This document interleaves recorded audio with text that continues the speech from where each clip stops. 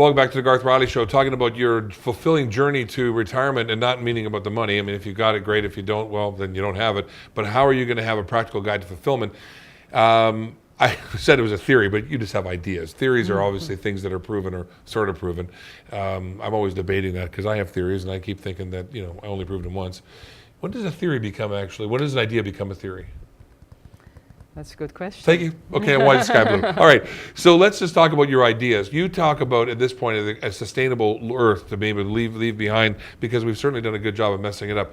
You say in your press release that a crossroads in time when our damage to the Earth seems more significant than ever before, our generation is being summoned to augment its leadership and action as ancestors of the future. Yes.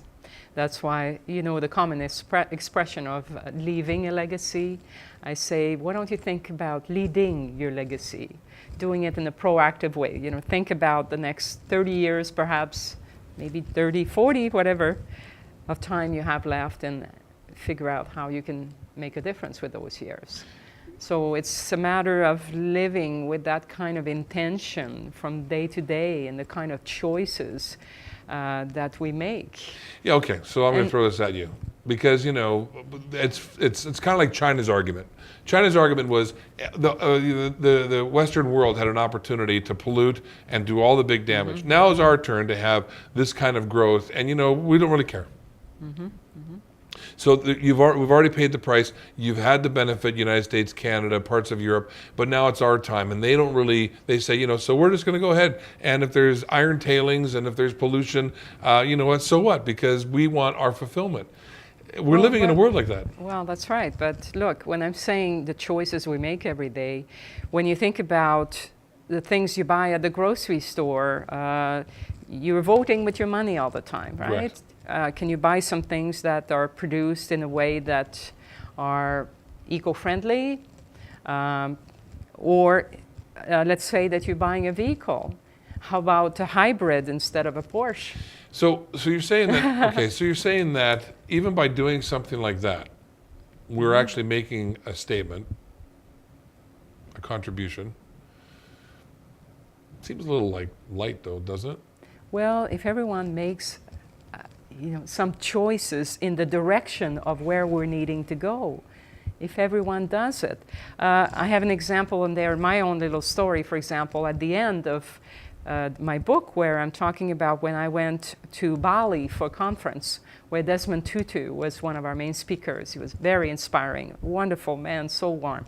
And I got interested in the Balinese people also. And one of the young people there that I developed a friendship with, he told me that his father had a dream, and he wanted one of his kids to have a higher education. But that didn't seem possible. And I told him, well, you know, you must hold your dreams, your dream in your heart with all your might. Well, easy to say. But the next day I had a conversation with some friends that I was seeing again at that conference. And I tell them the story, and they say, well, you know, we can help.